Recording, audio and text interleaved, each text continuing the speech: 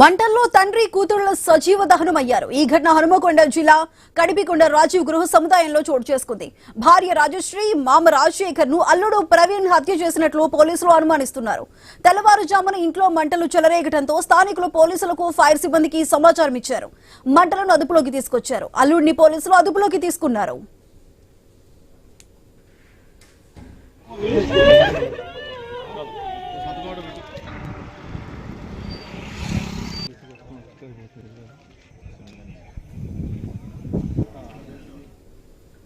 మంటల్లో తండ్రి కూతుళ్లు సజీవ దహనమయ్యారు. ఈ ఘటన హనుమకొండ జిల్లా కడిపికొండ రాజీవ్ గృహ సముదాయంలో చోటు చేసుకుంది.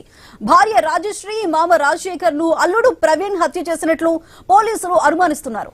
తెల్లవారుజామున ఇంట్లో మంటలు చెలరేగటంతో స్థానికులు పోలీసులకు, ఫైర్ సిబ్బందికి సమాచారం ఇచ్చారు.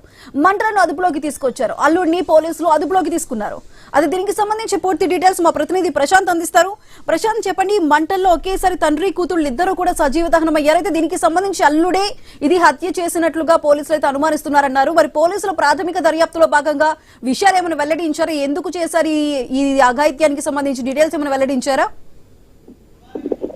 హన్మకొండ జిల్లాలోని కడిపికొండలో దారుణం చోటు చేసుకుంది. తండ్రి కూతుళ్లు మంటల్లో సజీవమైన ఘటన చోటు చేసుకోవడంతో ఒక్కసారిగా కడిపికొండ ప్రాంతం అంతా కూడా ఉలికి పడింది. తెల్లవారుజామున ఈ ఘటన జరగడంతో అయితే అటు స్థానికులు ఒక్కసారిగా చెలరేగిన మంటలు చూసి భయాందోళనకు గురై స్థానిక పోలీసులకు సమాచారం ఇవ్వడంతో ఘటనా స్థలానికి పోలీసులు, ఫైర్ సిబ్బంది చేరుకుని మంటలను ఆర్పేసి అటు మృతి చెందిన మృతుల డెడ్ బాడీలను అయితే పోస్ట్ మార్టం నిమిత్తం అక్కడి నుంచి ఎంజిఎం కు తరలించారు. ప్రస్తుతానికి తండ్రి అయిన రాజశేఖర్, కూతురు అయిన రాజశ్రీ సజీవ దహనమయ్యారు. అటు ఇంట్లో ఆ సమయంలో మిగతా వారు ఎవరున్నారు, ఏ సమయంలో ఇది జరిగింది అనేది అయితే లోతుగా పోలీసులు దర్యాప్తు చేస్తున్నారు. ఇప్పటికే అటు ఘటనా స్థలానికి అటు బాంబు స్క్వాడ్ ను, డాగ్ స్క్వాడ్ ను కూడా పిలిపించారు. ఏదైనా ప్రమాదం జరిగిందా, లేదంటే ఏదైనా హత్య చేశారా అనేది కూడా చూస్తున్నారు. ఎందుకంటే అటు తండ్రి కూతుళ్ళు ఇద్దరు కూడా ఒకే సమయంలో సజీవ దహనమయ్యారు. అయితే ఈ సమయంలో